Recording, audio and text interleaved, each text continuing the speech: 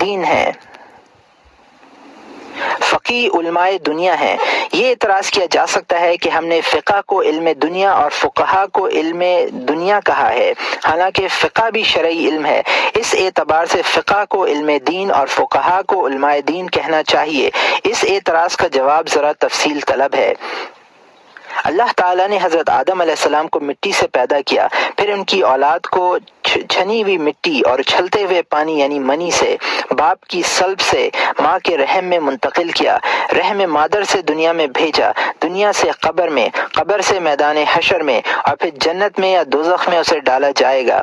گویا یہ انسان کا نقطۂ آغاز، اس کی انتہا اور درمیانی منازل ہیں۔ اللہ تعالیٰ نے دنیا کو آخرت کے لیے زاد راہ بنایا ہے تاکہ انسان وہ تمام چیزیں توشہ کر لے جنہیں توشہ کیا جا سکتا ہے۔ چنانچہ اگر انسان صحیح طور پر دنیا کی زندگی پوری کرے تو تمام جھگڑے اور قضیے ختم ہو جائیں اور فقہا کی ضرورت باقی نہ رہے۔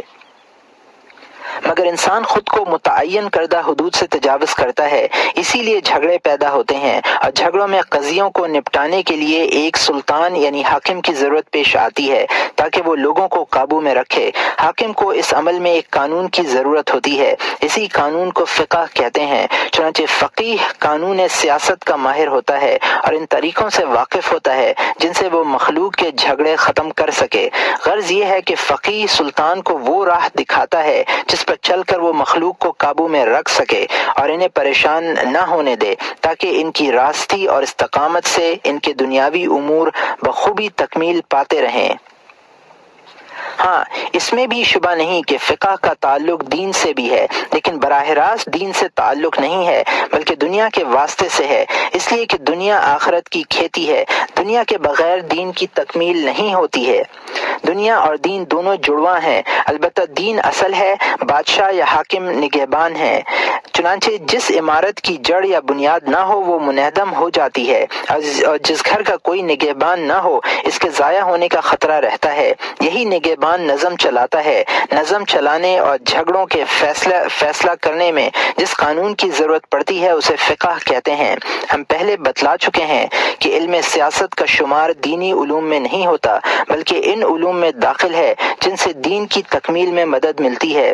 اس طرح یہ بھی بتلایا جا چکا ہے کہ بنیادی پیشوں میں سیاست کا درجہ چوتھا ہے، اس لیے کہ فقہ کو بھی براہ راست دینی علوم میں شمار نہیں کر سکتے کیونکہ فقہ سیاست کا معاون علم ہے۔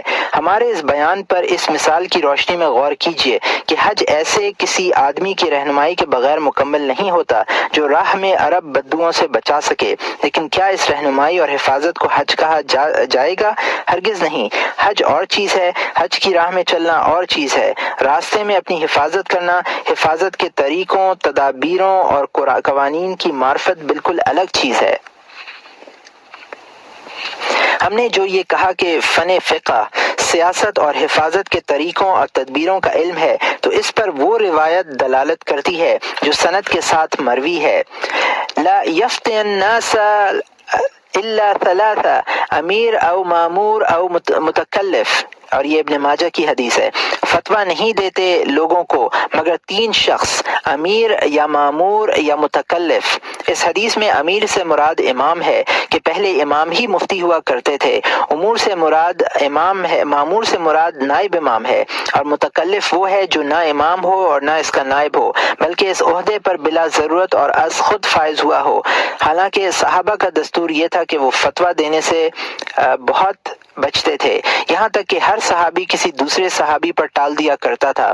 البتہ اگر کوئی علم قرآن یا طریق آخرت کے متعلق کچھ پوچھتا تھا تو بتلانے سے گریز نہ فرماتے۔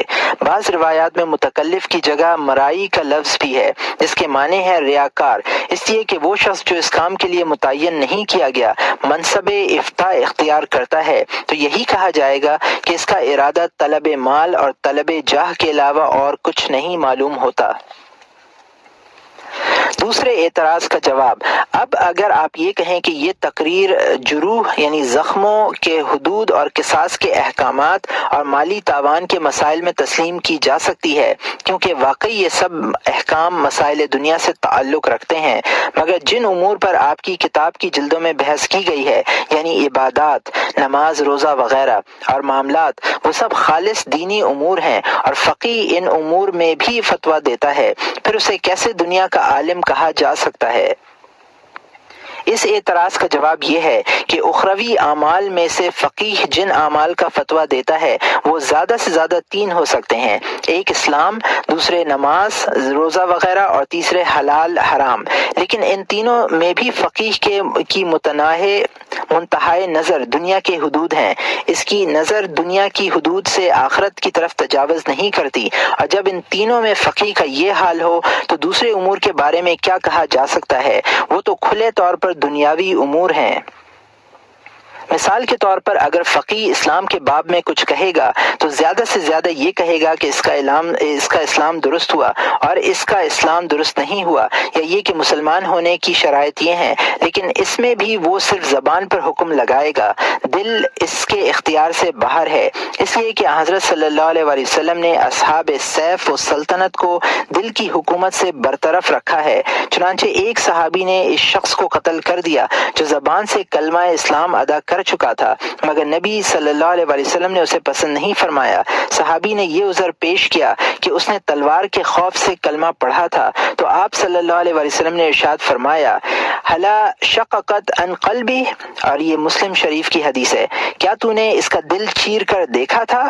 یہ حقیقت ہے کہ فقیہ تلواروں کے سائے میں اسلام کی صحت کا حکم لگاتا ہے، حالانکہ وہ جانتا ہے کہ تلوار سے اس کی نیت واضح نہیں ہوئی ہے اور نہ اس کے دل پر سے پردہ جہالت دور ہوا ہے، اگرچہ تلوار اس شخص کی گردن پر آویزاں ہے اور ہاتھ اس کے مال تک پہنچا ہی چاہتا ہے، مگر وہ صرف ایک کلمہ کہہ کر اپنی جان اور مال بچا لے جاتا ہے۔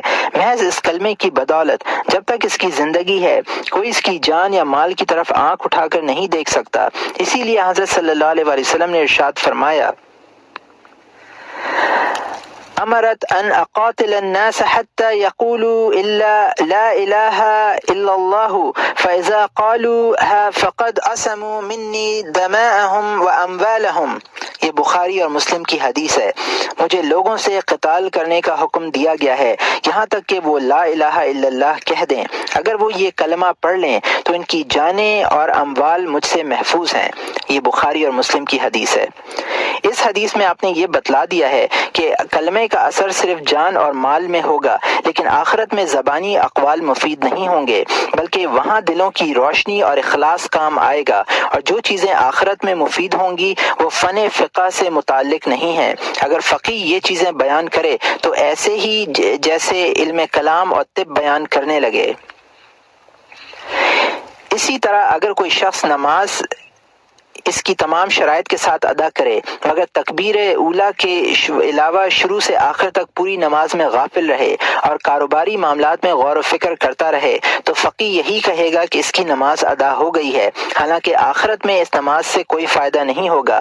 جس طرح اسلام کے متعلق صرف زبانی کلمہ پڑھ دینے سے آخرت میں کچھ حاصل نہیں ہوگا، مگر فقیہ وہاں بھی نماز کی صحت کا حکم لگاتا ہے، چنانچہ مصلی نے جو کچھ کیا ہے اس سے صیغہ امر کی تعمیل ہو جاتی ہے اور وہ قتل یا تعزیری جرمانوں سے محفوظ رہتا ہے۔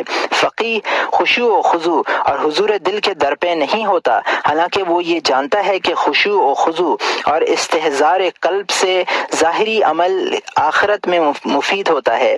اگر وہ اسی طرح کے مسائل پر گفتگو بھی کرے تو اس کا تعلق فقہ سے نہیں ہوگا۔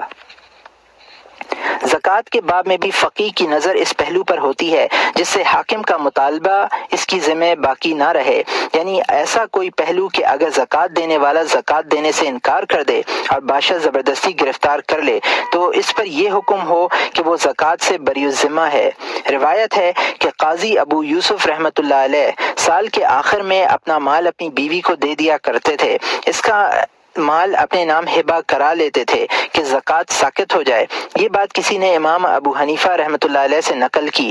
آپ نے فرمایا کہ ایسا کرنا فقہی طور پر تو صحیح ہے، یہ صرف دنیاوی حیلہ ہے، مگر آخرت میں اس کا ضرر اور گناہوں کے ضرر سے بڑھ کر ہے، اور اسی طرح کا علم مضر کہلاتا ہے۔ حلال اور حرام کے باب میں یہ تسلیم کرتے ہیں کہ حرام سے بچنا دین کی بات ہے، دنیا کی نہیں، لیکن ورع یعنی حرام سے بچنا کے 4 درجے ہیں۔ پہلے درجے میں وہ ورع ہے جو گواہوں کی عدالت کے لیے شرط کے طور پر مطلوب ہے، اگر یہ نہ ہو تو وہ شخص گواہ، قاضی یا حاکم نہیں بنایا جا سکتا۔ اسی طرح کا ورع تو صرف یہ ہے کہ آدمی ظاہر کے حرام سے بچا رہے۔ دوسرے درجے میں صالحین کا ورع ہے، یعنی ان چیزوں سے بچنا جن میں حرام و حلال دونوں کا احتمال موجود ہے۔ حضرت صلی اللہ علیہ وآلہ وسلم ارشاد فرماتے ہیں، دع ما یریبک الا ما لا یریبک، اور یہ ترمذی کی حدیث ہے، اس چیز کو ترک کر دو جو تمہیں شک میں ڈالے، اس شخص کے بدلے میں جو تمہیں شک میں نہ ڈالے۔ اس حدیث کا مطلب یہ ہے کہ آدمی مشتبہ اور مشکوک چیز چھوڑ دے اور وہ چیز اختیار کر لے جس میں کوئی شک نہ ہو، اور یہ ترمذی کی حدیث ہے۔ ایک موقع پر آپ صلی اللہ علیہ وسلم نے ارشاد فرمایا، الا ثم حواز القلوب، اور یہ بحقی کی حدیث ہے، گناہ دلوں میں کھٹکنے والا ہوتا ہے۔ تیسرے درجے میں متقین کا ورع ہے، یہ لوگ بسا اوقات حلال چیز بھی اس لیے چھوڑ دیتے ہیں کہ اسے حرام تک پہنچنے کا خوف رہتا ہے۔ چنانچہ حضرت صلی اللہ علیہ وسلم فرماتے ہیں، لا يكون الرجل من المتقين حتى يدع ما لا باس به مخافة مما به باس، اور یہ ترمذی، ابن ماجہ اور حاکم کی حدیث ہے۔ آدمی متقی نہیں ہوتا جب تک کہ وہ چیز نہ چھوڑ دے جس میں مذائقہ نہیں، اس چیز کے خوف سے جس میں مذائقہ ہے۔ متقین کی ورع کی مثال یہ ہے کہ کوئی شخص لوگوں کے حالات محض اس خوف سے بیان نہ کرے کہ کہیں غیبت نہ ہو جائے، یا مرغوب چیزیں اس لیے نہ کھائے کہ ان کے کھانے سے زیادہ سرور نہ ہو جائے، جس سے ممنوع چیزوں کے کھانے کی نوبت آ سکتی ہے۔ چوتھے درجے میں صدیقین کا ورع ہے، اور وہ یہ ہے کہ انسان اللہ تعالیٰ کے علاوہ ہر چیز سے منہ پھیر لے، اس ڈر سے کہ کہیں کوئی لمحہ زندگی کا ایسا نہ گزر جائے جس میں خداوند تعالیٰ کی قربت زیادہ نہ ہو، اگرچہ اسے اس بات کا یقین ہوتا ہے کہ اس میں حرام کے ارتکاب کی نوبت نہیں آئے گی۔ ورع کے ان چاروں مراتب ہیں، فقیہ کی نظر میں صرف گواہوں اور قاضیوں کے ورع پر ہے، یا ان امور پر ہے جن سے ان کی عدالت متاثر اور مجروح ہوتی ہے۔ اس طرح کے ورع کے یہ معنی ہرگز نہیں کہ اس نے کوئی ایسا فعل نہ کیا ہو جس پر آخرت میں گرفت ہو سکتی ہے۔ حضرت صلی اللہ علیہ وآلہ وسلم نے حضرت وابصہ رضی اللہ تعالی عنہ سے ارشاد فرمایا، استفت قلبک وان افتوک وان افتوک وان افتوک، اور یہ مسند احمد کی حدیث ہے۔ اپنے دل سے فتویٰ لو اگرچہ وہ تمہیں فتویٰ دیں، لیکن وہ تمہیں فتویٰ دیں اگرچہ وہ تمہیں فتویٰ دیں۔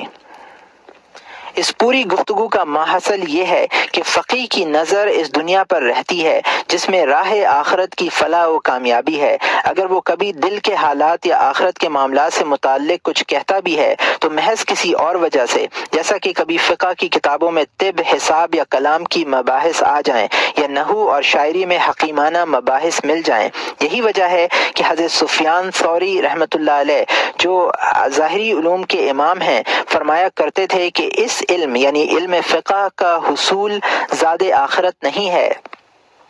موصوف کی یہ رائے حقیقت پر مبنی ہے، اس لیے کہ تمام علماء کی ایک ہی رائے ہے کہ علم کی فضیلت تو یہ ہے کہ اس کے مطابق عمل کیا جائے۔ اس شخص کی حماقت میں کیا شبہ ہے جو اس علم کو، جس میں زہار، لعان، بے، سلم، اجارہ اور بے صرف کے مسائل بھی ہیں، یہ سمجھ کر سیکھے کہ اس سے اللہ تعالی کی قربت نصیب ہوگی۔ طاعات کے باب میں عمل دل اور عمل دل اور اعضاء دونوں سے ہوتا ہے، چنانچہ شرف اسی عمل کو حاصل ہے۔ اب اگر یہ کہا جائے کہ آپ نے طب اور فقہ کو برابر کیسے قرار دے دیا، یہ تسلیم کہ طب ذریعہ صحت ہونے کی بنا پر دنیا سے بھی متعلق ہے اور اس پر دین کی سلامتی کا بھی مدار ہے، مگر مسلمانوں کا اجماع اس پر ہے کہ یہ دونوں علم برابر نہیں ہو سکتے۔ اس کے جواب میں ہم یہ عرض کریں گے کہ ان میں برابری ضروری نہیں ہے، بلکہ دونوں میں کچھ فرق ہے۔ فقہ حسب ذیل 3 وجوہات کی بنا پر طب سے افضل ہے۔